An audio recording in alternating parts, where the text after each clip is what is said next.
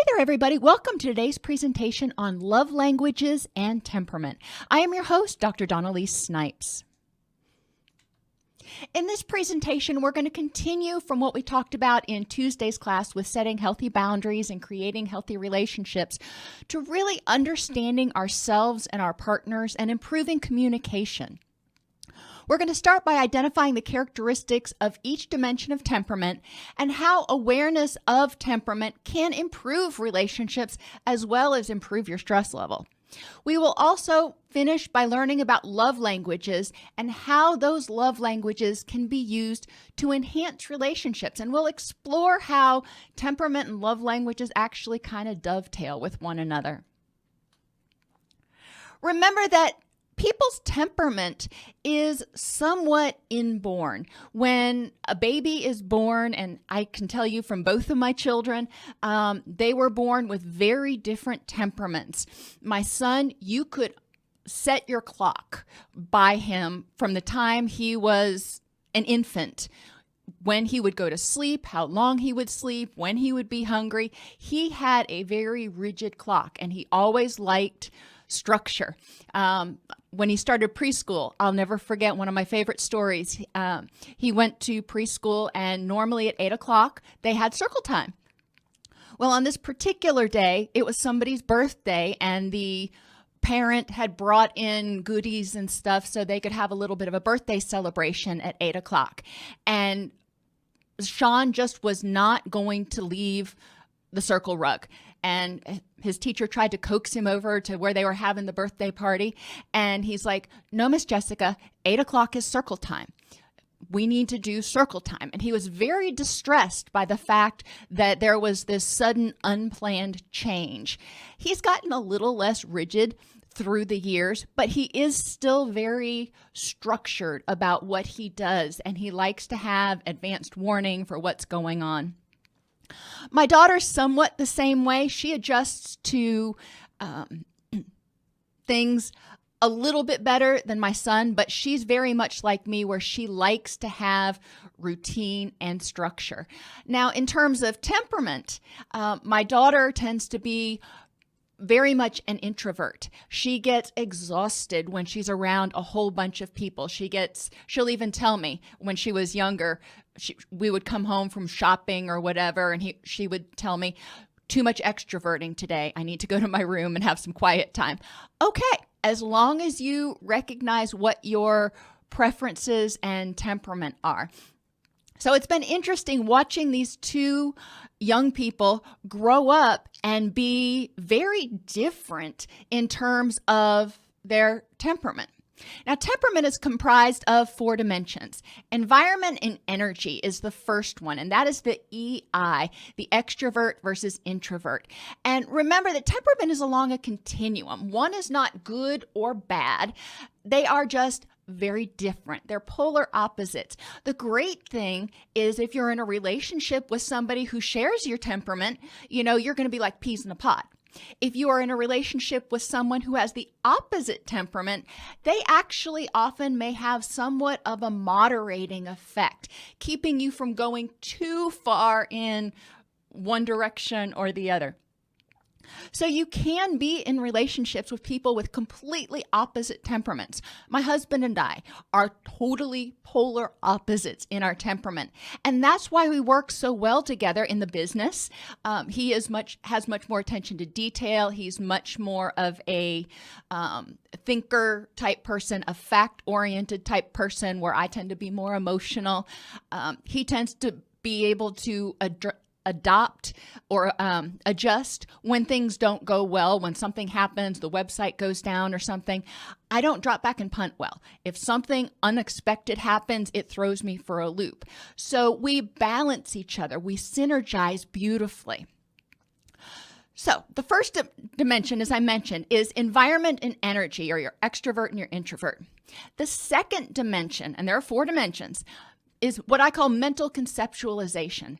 Sensors, the S people, tend to focus on bottom up. They focus on details. They're the people who, when they're doing a puzzle, they don't look at the picture. They want to put the puzzle together and be surprised. The intuitors are the dreamers. We are the top-down people. We tend to think in terms of the big picture and then deconstruct. Again, with the puzzles. When I do puzzles, I like to be able to see what I'm working on so I can have an idea where the different pieces go within the big picture. A sensor doesn't need that. Sensors tend to be more focused on details and may miss the big picture. Intuitors tend to be more focused on the big picture and may miss the details. Again, in business, my husband and I balance each other out so well that way because he's much more of a detail person and I am the one that comes up with these grand ideas and I can just say, make it so. The third dimension is what I call motivation and meaning. In temperament terms, this is thinkers versus feelers. Now, there's a common misconception that thinkers are insensitive, that they don't feel things, and that is so not true. They just react differently, and they're motivated by things differently than feelers are. Thinkers are motivated by facts and justice, where feelers tend to be motivated by harmony and compassion. And I will, give you some anecdotes as we go through about the difference between being a thinker and a feeler. But in terms of relationships, it's important to know how your significant other conceptualizes things. If I want to motivate my husband, if I want to convince him about something, I present the facts and how it makes logical sense. If he wants to convince me to do something, he presents the reasons that it's going to make people happier and it's going to, make my heart happy. That motivates me more so necessarily than facts. Now, I will say on temperament, most people are not purely one or purely the other. Some people, you will have some characteristics of each dimension, but you're probably going to be more one than the other. Time management and structure is the fourth dimension. And in terms of temperament, they call that judging versus perceiving. Judgers tend to be very structured and really like to have schedules and routine, and they don't adapt well to sudden changes. Perceivers tend to like things that are much more spontaneous, and they have difficulty managing their time if it is too controlled. If they are being micromanaged, they get very frustrated. They need to have a little latitude. Again, you're going to learn more about how these things apply as we go through the different things. But I want you to conceptualize, again, the temperament. Each person has 4 dimensions. The first is the environment that they prefer and where they draw their energy from. The second dimension is how they conceptualize things. Do they focus on the big picture or the details? The third dimension is how they find motivation, what motivates them and how they make meaning out of when things happen. Whether they focus on the facts and the logical consequences, or they focus on their heart and harmony. And the fourth dimension is how people prefer to manage their time.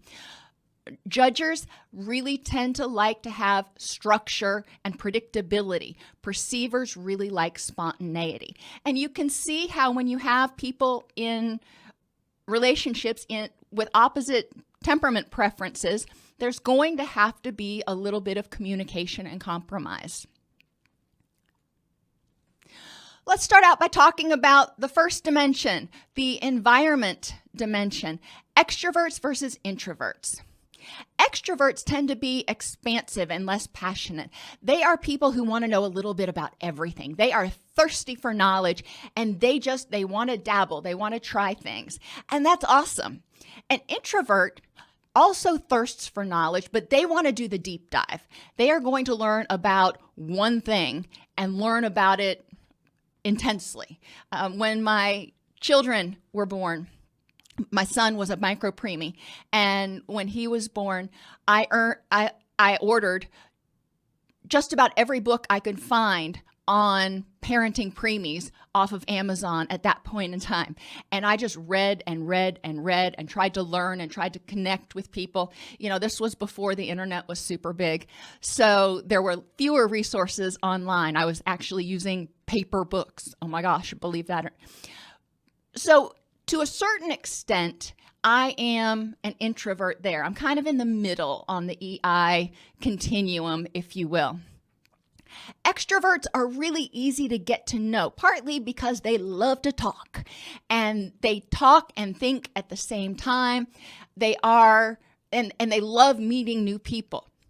Introverts also like to talk. It's not that they are antisocial. That's another misconception. Introverts are very social people. They are intense people, though. They can be a little bit difficult to get to know because they have to exert more effort to meet people. They are more aware of what's going on inside them. So when they're in an environment with a lot of people, keeping track and being aware of all those nonverbals and what's going on can be exhausting. There's just so much input that's bombarding them. Introverts tend to need downtime every day. They need a little time to stop and regroup. Extroverts, on the other hand, are more aware of what's going on around them than inside them. So if people around you are energetic and enthusiastic, you're going to draw energy from them. I tend to be an extrovert. I love being I love going to the gym to work out versus working out by myself. I draw energy just from being around those people, even if I don't talk to them. Just considering what stresses one person out. When we have celebrations at our house, my husband is very much an introvert. When he wants to celebrate something, he wants to go to dinner, he wants to have quality time, he wants to maybe do a double date, but more than 4 or 5 people starts to get overwhelming for him. It's not that he doesn't like people, it's just in terms of having to manage the energy expenditure, it gets very draining for him when there are more people than that. My daughter is the same way. I tend to be more on the extroverted side. I love being around people. So for celebrations, I like going out to restaurants. I like being around a lot of people, having 15 or 20 of my closest friends come over. That's what I prefer. When I am thinking about, okay, how can I do something nice for my husband? It is important for me to remember what his temperament is. And we're going to talk about love languages a little bit later. But for example, quality time. For spending quality time with him would be a small group of people or just the two of us, for example. And quality time for me might be something a little bit more active or interactive. Extroverts tend to figure things out while we talk. We talk and think at the same time. Sometimes it's like there's no filter. As we're thinking, we're just narrating what we're thinking as we go. When I get upset, for example, I need to talk it out. I don't want to go sit and think. But if there's nobody around, I talk to my dog, I will tell you.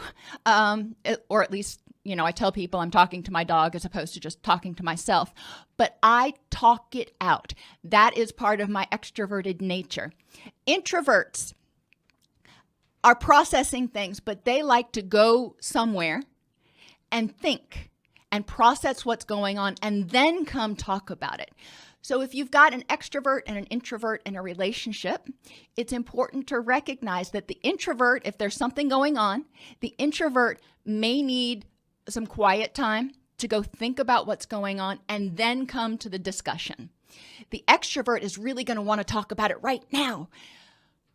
Both partners have to be compassionate with one another. The introvert needs to say something like, okay, give me 30 minutes.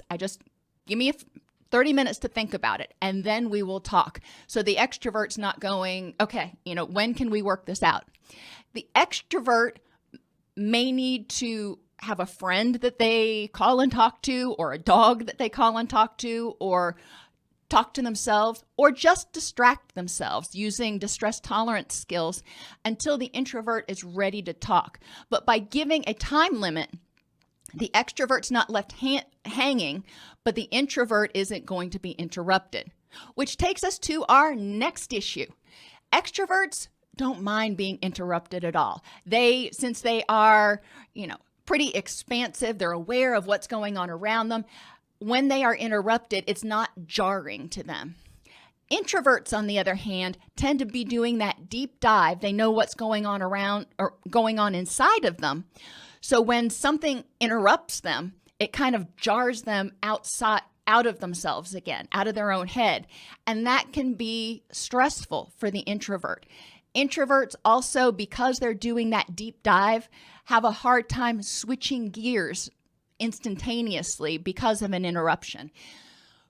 Recognizing that an extrovert can work, for example, in the dining room. An introvert may need to go to an office or, their space where they can have some quiet time. And it's just important in terms of stress management for both people to recognize what's going on. If you do have an introvert in the relationship, recognizing that they dislike being interrupted, so figuring out how to adjust what's going on. For example, if you've got a young child in the house, children don't understand time limits and not interrupting or anything. So it's important to make sure that maybe the extrovert is willing to handle child duty while the introvert is doing something. And then when it's time for the introvert to do child duty, that is what they're focusing on. So they're not having to try to switch gears back and forth, back and forth. Extroverts are considered great talkers, and introverts tend to be good listeners. That doesn't mean that introverts don't talk, but extroverts are great at making small talk about anything. Introverts get bored very easily with small talk. They want to do a deep dive. They want to have an intense discussion or not bother with it at all. Because again, when they are communicating, that is sort of an extroverted action. That takes energy from an introvert. And if they are communicating about something that they are passionate about, then they may build that energy. If they feel like they're having to, claw their way through the conversation, it can be exhausting for them. So just recognizing introverts tend to be more aware of what's going on in their own head and in their own bodies, and being around others and interacting with others. While they like to do it, they want to do it in smaller groups, and they tend to be more intense about things. Thinking about, looking at these characteristics, just look at how you are, and that will help you understand environments that stress you out versus environments that make you feel calmer and more content. What do you prefer? What does your significant other prefer? What do your children prefer? And that will help you understand what increases stress and can decrease stress in each of you. The next dimension, remember, is what I call conceptualization, the sensing versus the intuitive. Sensors tend to be practical and realistic. They prefer facts and live in the real world. They're generally content, would rather do than think, focus on practical, concrete problems. They see the details but may ignore the big picture. They want specifics and tend to be somewhat literal, and may believe that intuitors are impractical. They're too dreamy. Intuitors, on the other hand, are imaginative dreamers. They prefer abstraction, inspiration, insights. They're kind of your artists. They live in the world of possibilities and love to think about things. They've never seen anything that they couldn't try to figure out how to improve. They are constantly living in the future versus in the present. They love complicated, abstract problems, but they may miss the details. Thinking about these two in a relationship. Like I told you, my husband and I, this is one area that I tend to be very I I'm very much an intuitor, and he's very much a sensor. I tend to be the big picture, the dreamer. I have these ideas, but getting down into the weeds of how do I make this happen and what are the specifics, I get bored with very easily, and I tend to miss details. I will admit I am not a detail-oriented person, which is why, I love Microsoft Word and spell check, those sorts of things. Those help me a lot. Sensors may get so caught up in things like, from day-to-day things like paying the bills, that they forget to look at the big picture and living. They may get so caught up in the daily grind of what do I need to do today that they forget to look up and go, what would make me happy? Or, what can I do that would help me achieve my goals that are, down the road a little bit? It's important for each person to respect the preferences and tendencies of the other person. The intuitor needs to embrace the notion that sensors tend to be more practical. So I can come up with these, imaginative ideas, creative ideas, which are great. But my husband may say, you know what? That is a great idea. Let's talk about how to scale that back down a little bit. He tends to bring me back down to earth, but I tend to get him to look up and think about, oh, hey, there's a neat idea. So we balance each other out very well. In terms of thinking and feeling, this is, remember, how we motivate and find meaning in things. Thinkers are very intense people. They are very passionate people, but they are not passionate in the same way. A lot of lawyers are thinkers. They tend to get really excited about looking at the facts. Thinkers like words such as principles, standards, justice, analysis, respond really easily to people's thoughts. They want to apply objective principles of right or wrong. They value objectivity above sentiment and can assess logical consequences.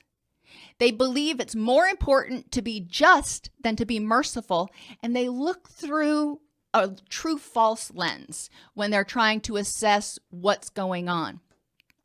They may think that those who are sentimental take things too personally and may argue both sides of an issue just for mental stimulation. That's a thinker. Now, a feeler, on the other hand, likes words such as care, compassion, mercy, intimacy, harmony, devotion. We respond to people's values and to people's hearts.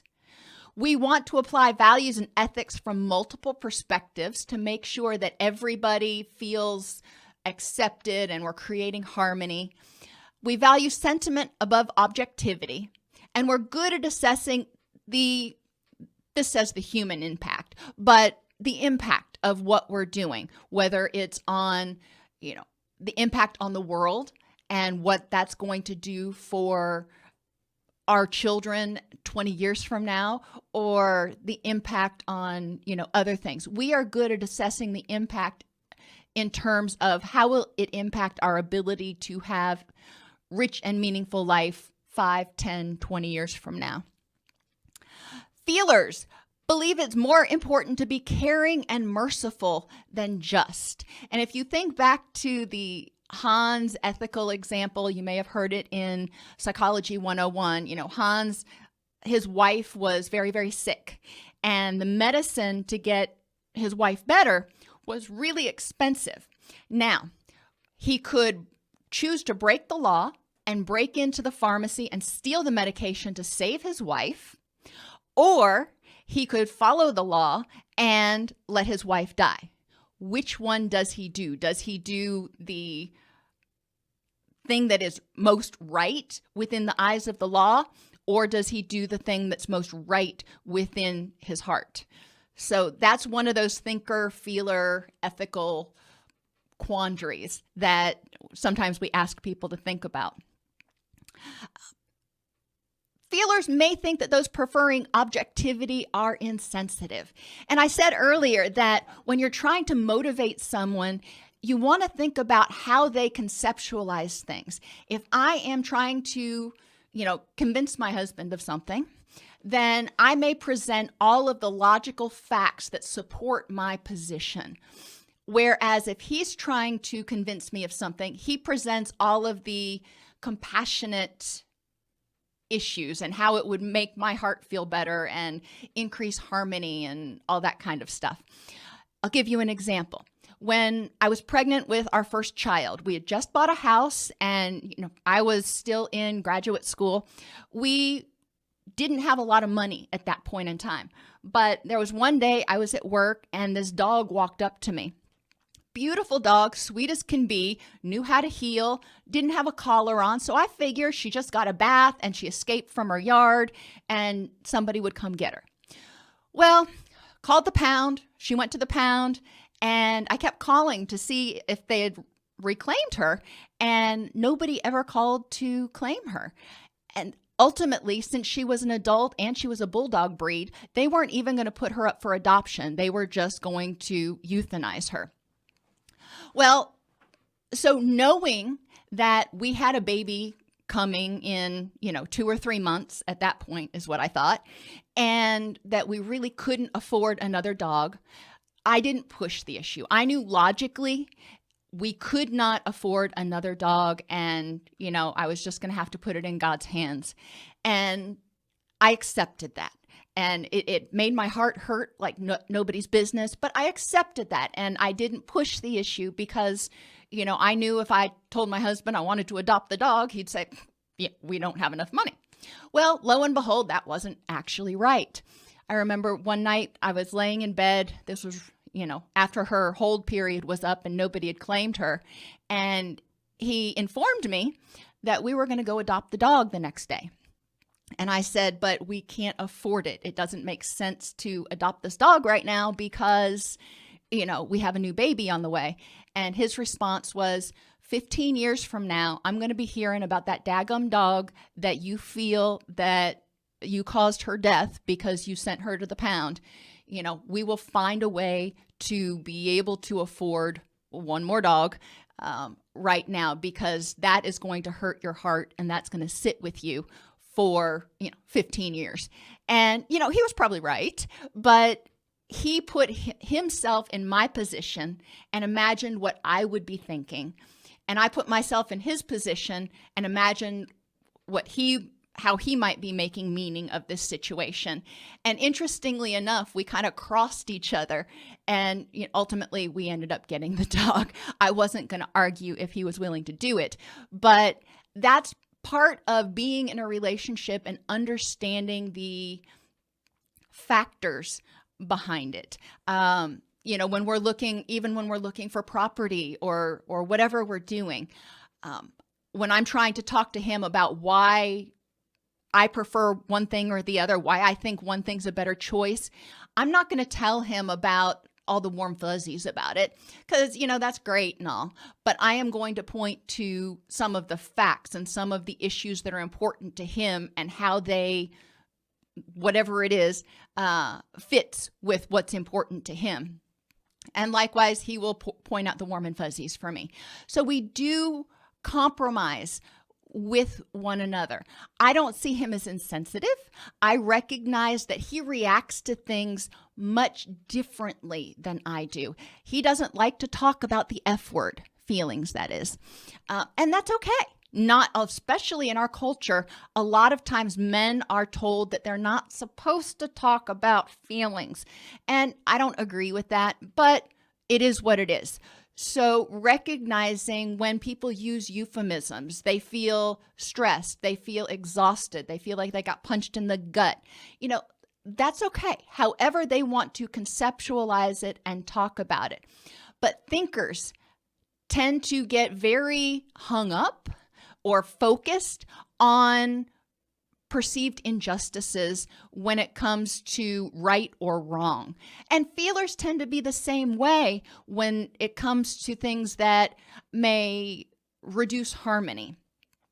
Just recognizing that is important and appreciating that in one another. I think that my husband thinks more about harmony and making sure that people are happy and stuff because he spends more time around me and I know spending more time around him, I tend to assess the logical consequences of things more than, maybe I necessarily would. Finally, time management, judging versus perceiving. Now, I am way over here on the judging area. I love structure. If you call me tonight and say, hey, let's go out to dinner, that's not something I had planned. I have got laundry to do, and I've got 6 other things that are on my calendar, and that's what I had planned. My daughter is similar. If she does not leave for the gym by 6:30 in the morning, she is not going to the gym that day because 6:30 is when we leave for the gym. And she tends to be very structured and somewhat rigid in terms of that. So recognizing that judgers like to plan ahead. We love having push notifications in our phone. We love having calendars and day planners and all that stuff. So we know what we're doing and we know what's coming up. We tend to be self-disciplined and purposeful. We thrive on order. That goes for our environment to a certain extent, but we thrive on being able to anticipate what's coming up. We don't like surprises. We tend to get things done early, plan ahead, and work steadily. We define and work within limits. When I was in college, if I had a paper due on Thursday, I would make sure I had it done on Tuesday because I wanted to make sure that I had it done and printed out and there was no issue with the printer or anything like that. So that is how I work. If we are leaving to go somewhere, if we arrive there 15 minutes early, by my estimation, we're on time. If we get there, quote, on time, we are late. Now, that's not how a perceiver works. That's how a judger works. Judgers like to be early. We like to plan. We like to have a little bit of wiggle room here and there and just keep putting one foot in front of the other. Judgers may be hasty in making decisions because we don't want to spend a lot of time getting more information here and there. We make decisions based on the information we have at the time. And that can be good and that can be bad, but it is the way we are. They tend to be time and deadline oriented, which, like I said, love those day planners, recognizing how much time it takes to do particular things, and may think that those preferring spontaneity are too unpredictable. Judgers are excellent planners, but may not appreciate or make use of things which are not planned or expected. Like I told you at the beginning of the class today, I struggle quite a bit when something happens that I am not anticipating, whether it's something in the house and all of a sudden something breaks, or we just had a really horrendous storm, quote, tornadic storm, come through the other day and screwed up our shingles. And I hadn't planned on calling out contractors and everything. So that threw me for a loop. I'm like, okay, where am I going to work that into my schedule? Because I don't have that planned in. And causes me a lot of stress when things happen. My husband, on the other hand, he's like, okay, let's drop back and punt. Let's figure out, let's adjust. Let's do what we need to do. So it's important to recognize that judgers tend to keep perceivers kind of on a little bit on schedule, but we need to be careful not to micromanage them because they will feel hemmed in, they will feel stifled, micromanaged, whatever word you want to use. It is a strength, but being a perceiver and being able to adapt on a moment's notice is also a strength. Perceivers adapt as they go. They're flexible and tolerant and thrive on spontaneity. They may get things done at the last minute depending on a spurt of energy. Whereas judgers, we really like to have schedules and structure and have things planned even down to 15-minute increments. A perceiver is going to prefer to have a to-do list. I need to do these 10 things this week. So maybe I'm going to mow the lawn Monday night. Maybe I'll get a spurt of energy Thursday morning. I know I need to get it done, but I'm going to, just do everything that needs to be done, but when the mood strikes. As a judger, that would make me a little bit nervous or antsy. But as long as the perceiver knows what needs to be done within a particular time frame, they generally get it done. It just may be, all at the last minute. Perceivers tend to want more information and may fail to make decisions because they keep getting more information. They think there's more to know before I make the right decision. And they always think there's plenty of time. So perceivers often put things off because they're waiting on that spurt of energy and trying to get more information. It's important for perceivers to recognize that it's important to plan ahead a little bit so they don't get caught without enough time. Perceivers tend to think that those who are not spontaneous are too rigid.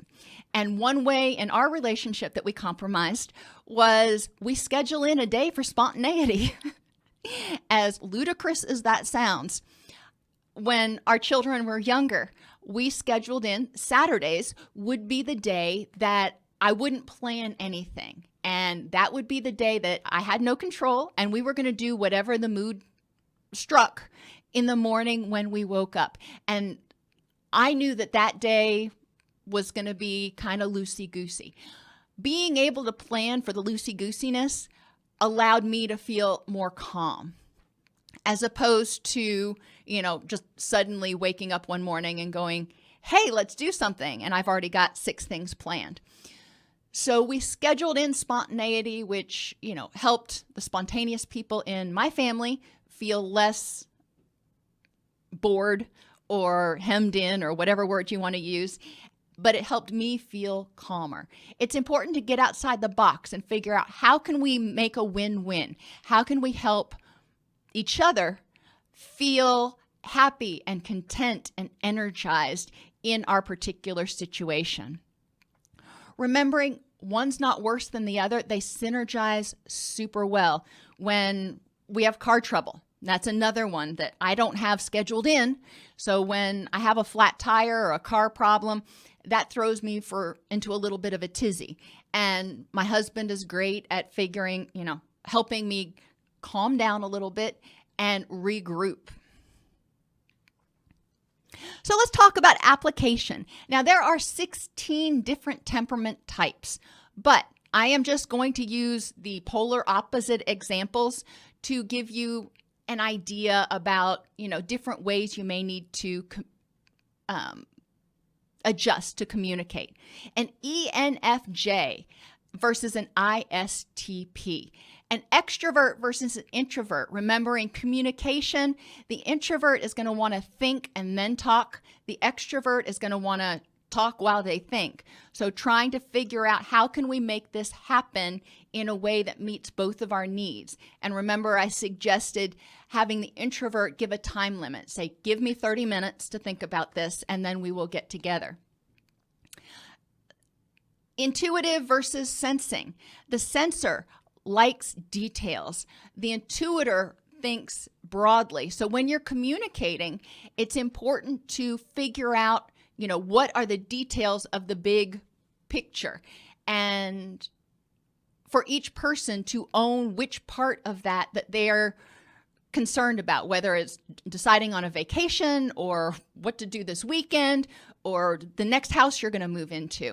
The sensor is probably going to be focused on a lot of details, and the intuitor may be focused on the big picture. But you both, when you put them together, you get something that's much more three-dimensional, pulling on both of your strengths. Feelers versus thinkers. When you are communicating, like I said earlier, communicating to your partner in the way that they make meaning. You're going to help motivate a thinker by presenting the logical facts. You're going to help motivate a feeler by presenting the harmonious aspects of whatever it is. And in terms of communication, judgers really like to communicate ahead of time. They like to plan, they like to know, and they tend to be much more rigid in their expectations of what's going to happen. You're going to call me at this time. You're going to do this. Perceivers may be a little bit more loosey-goosey. So it's important to communicate in terms of communicate about response times and things when you're talking about communication between a judger and a perceiver. So the judger doesn't feel left in a lurch and the perceiver doesn't feel like they are constantly being hounded. So let's talk about how all this applies to love languages really quick. And love languages are simple. Don't make them harder than they need to be. There are 5 basic love languages: quality time, acts of service, physical touch, words of affirmation, and gifts. Our love languages are largely developed as we're growing up, especially with that first attachment relationship, by the way that that person communicated love to us. If they were very touchy-feely, huggy-lovey, then we're probably going to experience love through physical touch. If your primary caregiver was not that way, then that may not be one of your primary love languages. Most people prefer 1 or 2 love languages, and it's important to understand that the way you experience love may not be the way that others in your life do. One of my best friends, his primary love language is gifts. When he is communicating love to his children, he buys them things. And his second one is quality time. When he communicates love to his children, they're going to the shooting range or they're doing this, that, or the other. He's not going to be one that does a whole lot with words of affirmation, definitely not big on physical touch. So recognizing that that's how he communicates love and, with his children, but that's generally his primary love languages. So if I wanted to communicate affection for him, it would be in terms of giving a gift or spending quality time, like going rock climbing. That would be communicating in his love language. Those are not my love languages. My love languages are acts of service and words of affirmation. So in order if he wanted to express affection for me, he would do something that was helpful for me, some sort of act of service, or just provide words of affirmation, say something nice. Not that hard to do. We are very different that way. My husband and I have different love languages. When I am trying to figure out how to express affection for him, I need to think in terms of what is his love language, not what is mine. I can give him words of affirmation and acts of service until the cows come home. But if that's not his love language, it's not going to hit the mark as well as if I think, what is his primary love language? For him, one of his primary love languages is physical touch. So, giving him a back rub or something could help him connect or feel affection more easily so than maybe acts of service. So he tends to be more along the physical touch and gifts area. He feels very strongly about giving gifts on, even Hallmark holidays and stuff.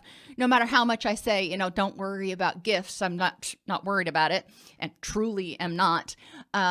He still does it. But that's his way of communicating. It comes from his heart, and I have to recognize it comes from his heart.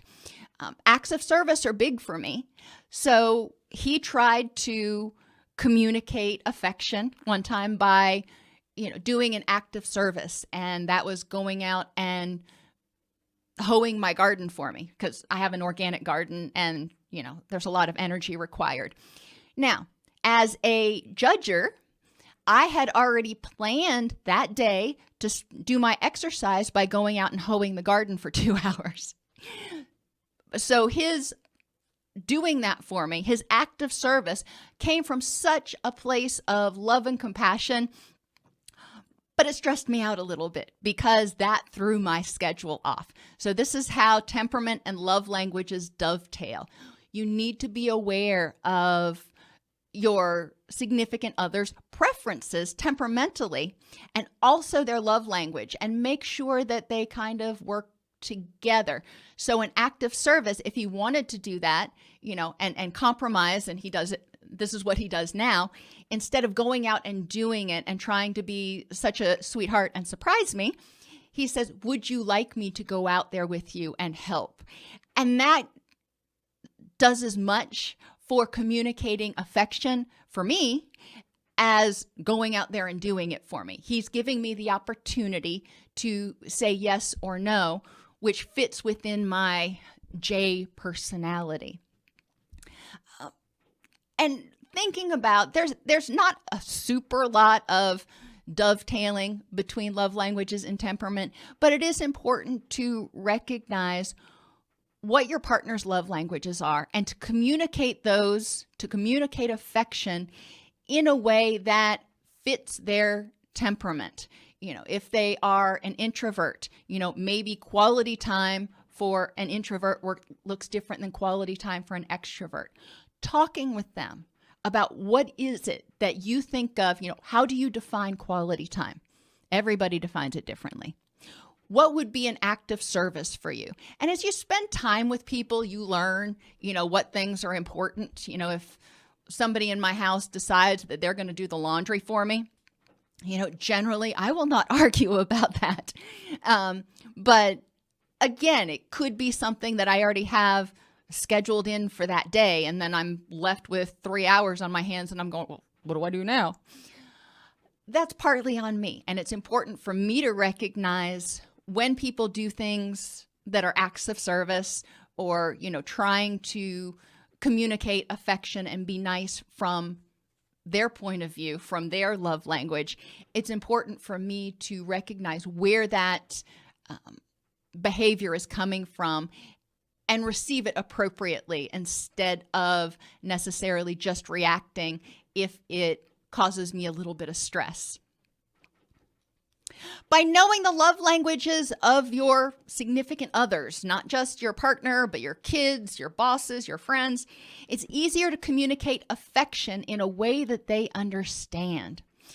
When, you know, my best friend gets a gift, his eyes light up. You know, it's just like, oh my gosh, I can't believe. And, you know, it is what it is. But there is a difference when you are receiving something in your love language at where it hits and how important and impactful it is to you. Using others' love languages helps to ensure they feel loved and secure and improves communication. Remember that temperament is largely innate, and knowing other people's temperament helps them synergize and reduce friction, as well as improve love language communication.